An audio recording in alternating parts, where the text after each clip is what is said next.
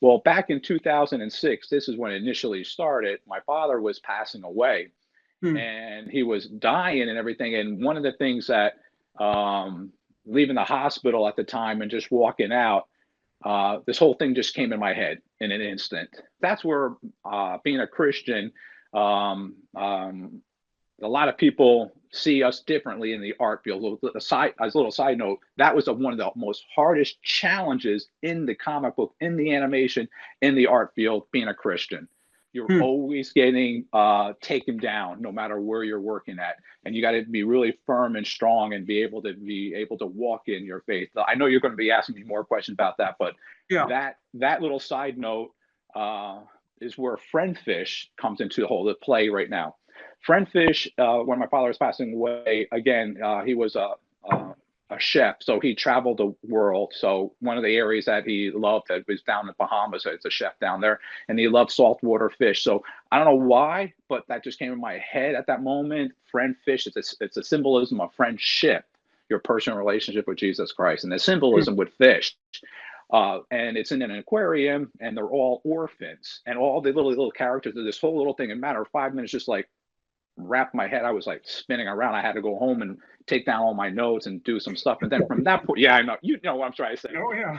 And from that point on, it was just spearheading one right after the other. And the creativity juices were just like flowing tremendously. I got a group of people that were helping me develop. We were going to do CGI first. We did a couple tests like that. And I'm like, I like the old school traditional animation for many reasons. You get the animation of the stretch and squash versus just stiffness in there, and it's a nostalgia look and feel. The whole series about it is to bridge the gap between those who are in our faith of being a Christian and those that aren't Christian. The scenario where we are right now in this industry as Christians, my friend Fish, I want to be a bridge between the secular and the Christian industry. And it's not like preaching, smacking you in the face, more like a Charles Schulz, basically. I can really want to say more positive messages, encouragement, not a VeggieTale where you're not going to get into the market as much. So when I geared this whole my base on Friendfish series into the industry, it was more of a bridge in the gap, and that's what took off.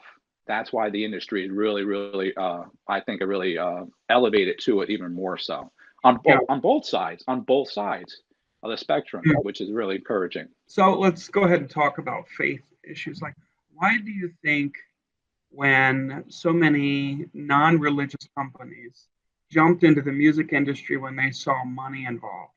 And so they jumped in and bought um, small Christian labels, and because they saw like they don't care about necessarily the topic, they just look for money. They're business people looking at dollars and cents. Dollar Why and do you cents, think? yeah. Why did Disney not do that with the Christian anime, like a Christian animation market? Well, I mean, what's your hunch? Oh, not my hunch. What I already know. Okay. Yeah, the Christian market and Disney are like two bulls colliding. Okay. Disney, when Disney was in control of the industry, he had more family faith friendly. And as soon as he passed away, and then the whole industry changed to Mike Eisner, and then the whole organization, the people that were running Disney has a new business to change the quality of teaching kids that the Bible is bad and their rational thinking is a lot better. And I'm talking about the world's value, and I'm talking about the family core, husband and wife and kids. They wanted to destroy that, and that's what they're doing. So if you look from the past 20 years now, all their animation that they've been putting out, all their story and content is not the core value with our biblical geo value Christian. What we believe in is a husband and the wife and the kids and so forth. They believe in anything can happen. You can have a man and wife or whatever you want to, and that's what they're pushing. Even more so now because they're coming out with a cartoon right now, a princess. What's the boy? A cartoon. I'm like, Okay. okay, all right. Mhm. And then I think Author came out with one that the teacher is homosexual and stuff like that. I'm like, okay, what's the point? They don't bring in Christianity. If you notice this, they don't bring any of the Christianity. They bring in their value system. when we graduated, it was already happening then. Because when they found out that I was a Christian, they really kind of shoo me out of trying to encourage me to go to work with them because they didn't want that. So they already had in their core value back in the late 80s, early 90s to change the whole family value system. That's what Disney's trying to do right now. And that's not how Walt Disney had envisioned that in any which way or whatsoever. I was attacked by a group of, not physically, but verbally attacked by people in New York City in a Comic-Con just because of the fact that I'm a Christian. And they asked me a question. I said, no, I don't believe in that. Man, oh man, they would just like slam me on Twitter. They attack me there and everything. That's the world we live in. But they go back and say to have an open mind. I'm like, have an open mind. You don't, and I have to. And I'm like, it was very disheartening. So they see the industry going back to the question now, money in the world that we live in right now. Back in the late 80s, I was part of the CBA, with the CBA, the Christian Book Sales Association. Everything that was sold in the Christian bookstore was at this convention. It was like 77 years old. It's huge. It shrunk down. Now it's gone. It's non-existent. Oh, wow. Yeah, it's really sad. But they were all in it.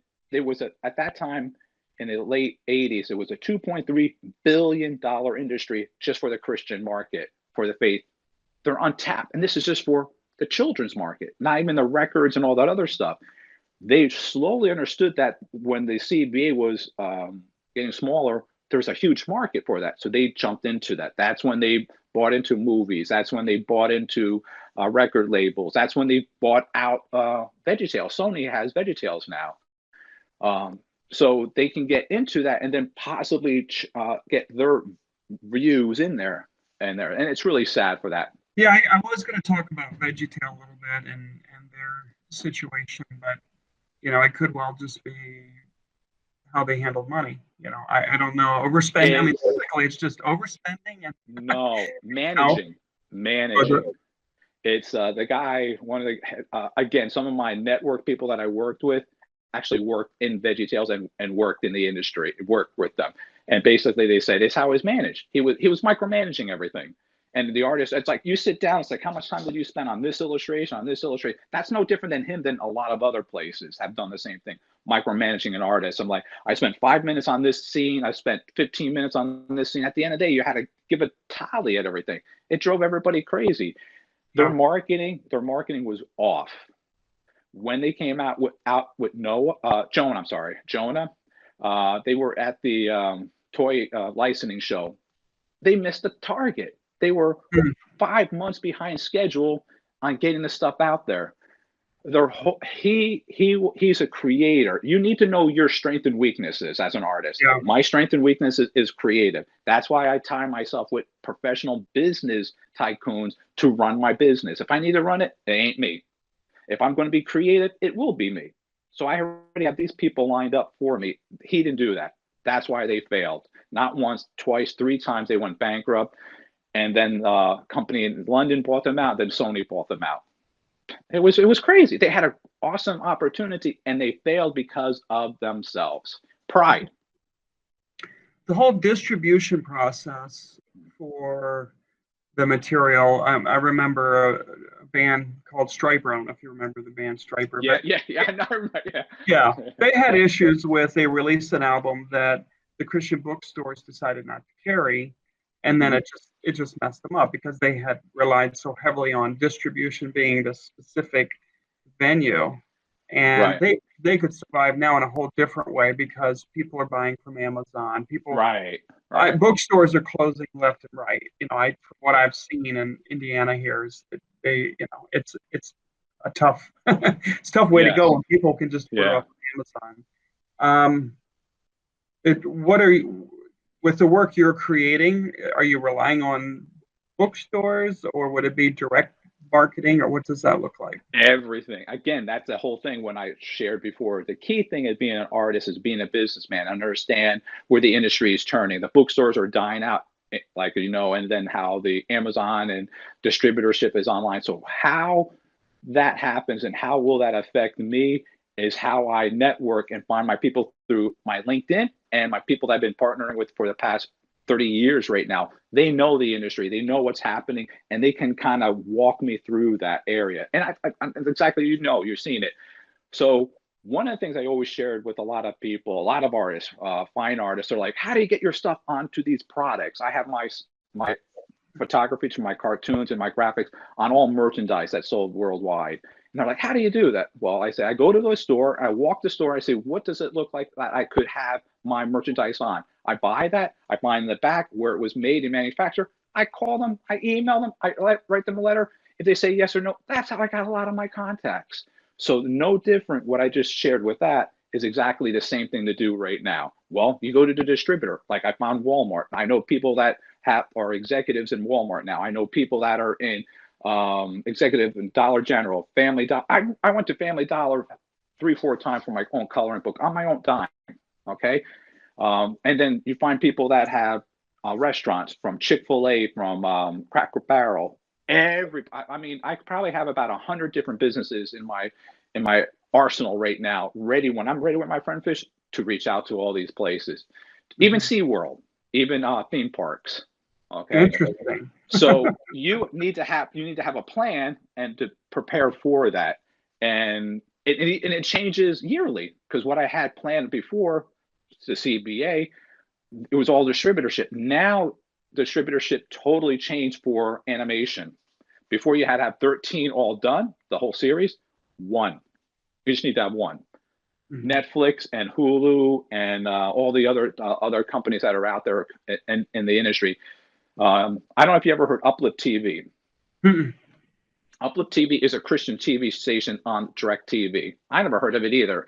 At one of the conventions at the CB, the president came to me, saw some of my animation, some of my art from the faith stuff and the Friendfish. He loved it. He goes, I want it. He goes, do you have it? I'm like, no, I'm not ready for it. He goes, we need it. Well, the industry, for the Christian industry, there's like zero cartoon, zero kid-friendly merchandise and all that stuff out there. Find out. He has 21 million subscribers. That's just in America. This is back in 2018. 21 million subscribers. Now he has a mother company that's worldwide, over 300 million. If I didn't go to that convention, I wouldn't have met that guy. So you have to come out of that area as an artist and think of areas of marketing yourself, and that answers that question, and that constantly changes. So working with my college students, we spend time kind of discussing the idea of being a spiritual person and producing things, and then there's this idea of taking things to the marketplace. And you know that some people, this goes back to the Renaissance, that they would be hired to do religious artifacts, but have no necessary convictions. Faith.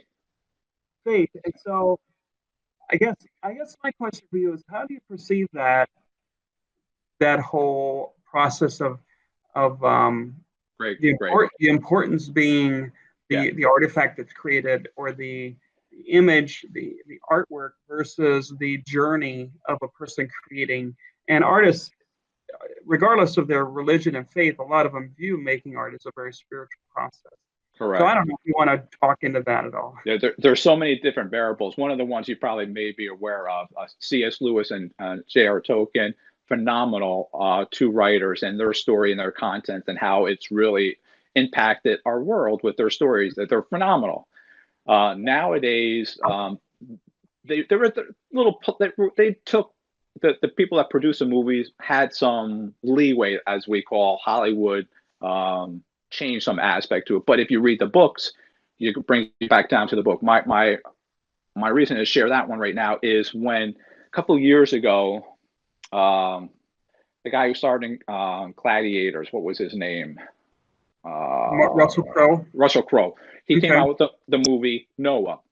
Yeah. Remember that one? I do. How bad was that? It was interesting. It was interesting. Yeah. But they threw a lot of different tidbits in their vision and their thought. They didn't go so biblical. Yeah, they actually borrowed from non-canonical Jewish Yeah. folklore. And so they did a lot of research. I found it interesting. I mean, I could see why someone who wanted a straight Noah story is you're not going to get it, right? No, no, Yeah. you're not going to get no different than the recent Exodus.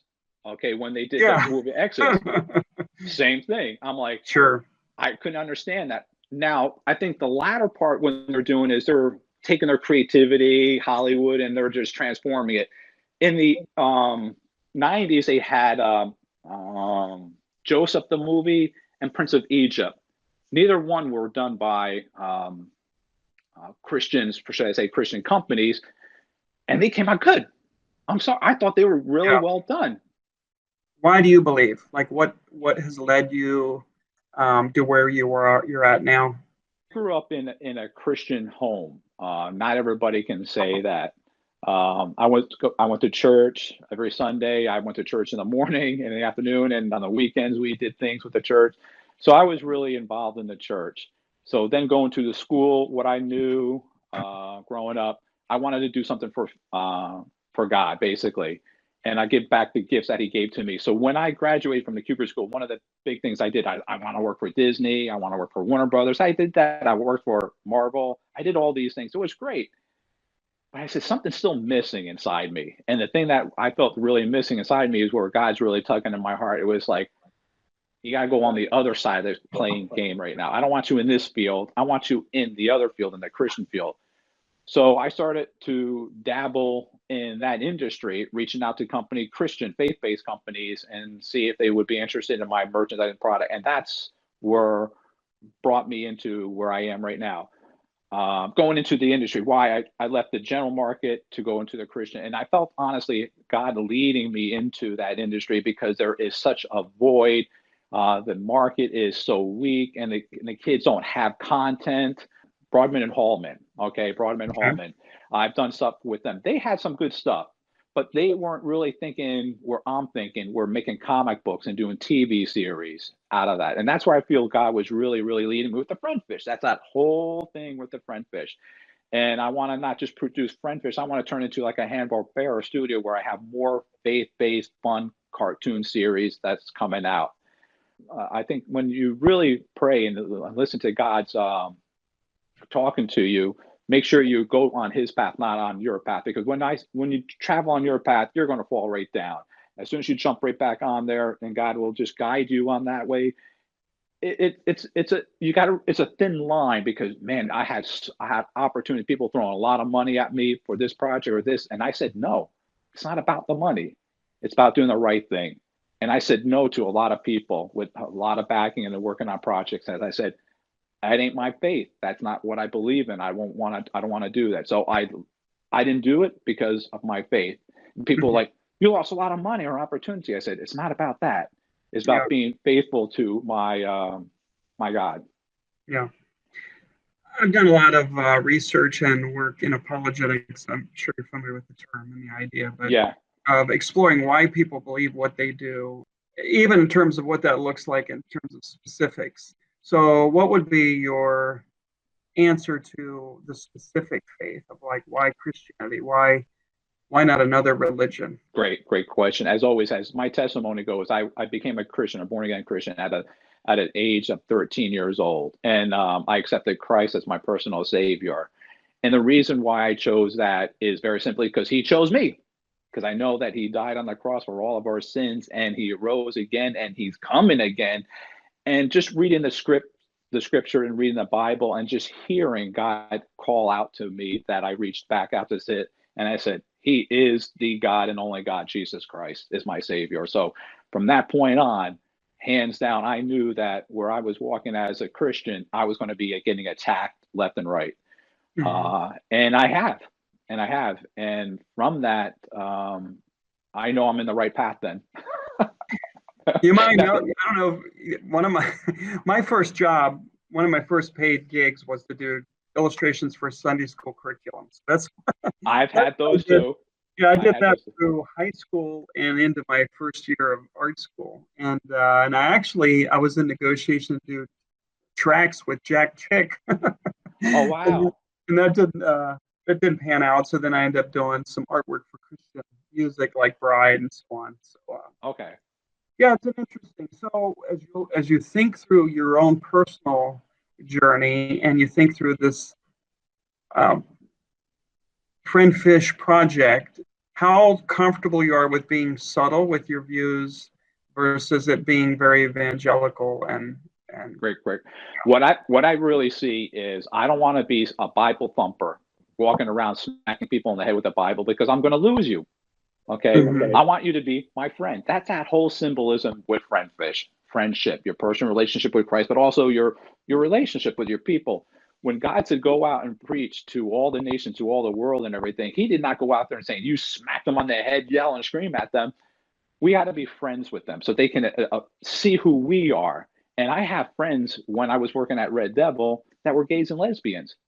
And they looked at me and they were like, you're different. You're not looking down at me. And I'm like, well, sin is sin. And they're like, what do you mean? I said, well, lying, cheating, all this other stuff, that's all sin. What you were doing is not biblical. But you know what? I love you just as much as I love my brother and sister in Christ. So I go to church with that's lying to me. No different. And they're just looking at me. They're like, why? So I'm not to say like, oh, you're evil, I can't talk to you, or I don't want to be with you. No, I want to be with them even more to explain why God loves you even more so and why he loves me. So I think my personal walk and my personal life, how I treat it is more not apologetic, not sympathy, or not trying to underscore the Bible. No. Bible is 100%. You can't water it down any which way, but in saying that, I can still show you love. So it's the approach. It's very friendly. It's very polite. And it's like, you need help with something? My neighbors around me where I live right now, they need help. I'll be there. And I know they're all different denomination. I'm like, oh, you're a Muslim. Okay, you're Catholic. You're an atheist or whatever. I can't help you. No, I still help them. So I'll throw this at you. I'll get your response. Okay. I was with some friends last night, and we were doing a book study, and I threw this out. Jesus said very little about sexuality. He hardly ever talks about it, but there is something he talks about a lot, and it's a huge deal to him, and it dominates most of his sermons, most of his teaching, and that is money. It's a huge issue. He seems to hate it, and not only does he seem to hate not being generous, he even seems to hate the accumulation of wealth to the point where he says, don't even think about tomorrow. Like, don't even think about, don't store up treasures. It's all through it. And yet, when if you get on TV and you listen to a Christian talk, they're more apt to be talking about homosexual marriage and so on. They're not going to be turning to their neighbor and talking about how money is handled. So how would you respond to someone who says, well, for the most part, American Christians aren't really even practicing Christianity anyway. It's their own kind of hybrid, but it's not Jesus Christianity. It's something very different. Since so much of his teachings about not storing up treasures, about not giving regard to where you're going to lay your head and and whatever, but he just, I mean, it's not even a subtle thing. It's over and over and over, and yet there's a few verses, there's the pro-life, there's sexuality. These are the things that American Christians get they're very adamant about. But money is not talked. You can even be a rich TV preacher, and no one's going to scold you, much less just people who. And the way I understand it, it's not even about giving. It is pretty much an agreement with God that you live a life of more or less, humbleness. Hand them out. Like you have money, you give it. You don't. What about that one story where Jesus saw a very rich person and said, I want to be teach me what to do to become to heaven. And he goes, sell everything you have, give everything away and follow me. And the guy said, I can't do that. What was it? Because you're wealthy. Yeah. Well, and the thing is, a prosperity gospel person can find verses, especially at the patriarchs who used to have lots of money, multiple wives, slaves. I mean, you can you can find stuff, But so it'll be interesting, like even with your project of teaching children Christian values, like what are real Christian values? Like what does that even look like? And how well would a parent handle if you made a video that dealt with the dangers of having a bank account? Right? Well, exactly. So some of the things that you can really play up on that is the parables, how Jesus actually taught, and turn those into like little stories and content that you can actually play into. So yes, very, very essential. So when I shared prior to your question, I had a lot of opportunity. People come to me with offers for my projects, another project, a lot of money. I had one company, one guy, two guys, they came to me. They were going to give me over $1 million for my whole project. And it didn't work out because they wanted more ownership of me. And I said, it's not about money. I just want the pilot, but they want the whole thing. Yeah. And I'm like, no, I don't think that's going to happen. I could have had the project already working and playing. I could have had over $1 million. It's not about the money. It's who you were teaming up with and their values. They were both solid Christians, but they were looking exactly your question that you're asking me right now is they were all in it for the money. They weren't in it for the principle. And I'm in it for the principle. If God supplies me with the money, I'm giving it back. It's not about what I can hold on to, is what I can give back. That's my art and also my gifts that he has given to me. So my thought process to your question is, why do Christians look down at these other values that you're talking about, these non-Christian things like you're saying, and then don't talk about the money? Because it makes them feel good. They want to be. They want to associate with all these rich people. They want to associate with the pastors or their churches that making a lot of money. And like, I know this person, this person. I'm like, I'm not interested in that. Like Chick-fil-A, Dan, I can't think of his name. He passed away. He was great. When they opened up a store, they donated like thousands of dollars to the community, and they brought in the money into community. Those are the small, subtle things I used to like to hear with some strong Christian companies giving back. I'm gonna give you a free script. Oh, okay. Right. So here you go. Here's a short story for you. Okay. Maybe there's an octopus, and there's the friend fish. There are a bunch of fish, and the octopus turns to the fish on the left and say, "You didn't visit me when I was in prison. You didn't come visit me when I was sick, when I was unclothed," which I don't know how you handle that with fish, but unclothed, when I was poor. You go to hell.